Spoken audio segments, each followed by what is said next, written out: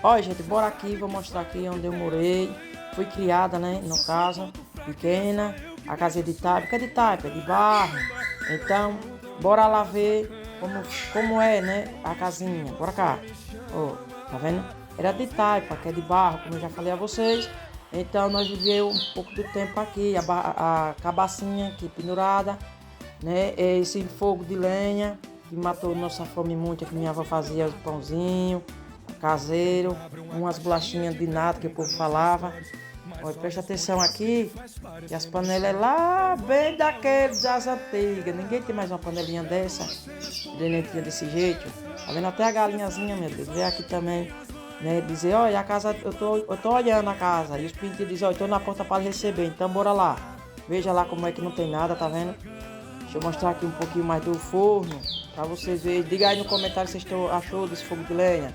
Olha aqui, matou nossa fome aqui, ó.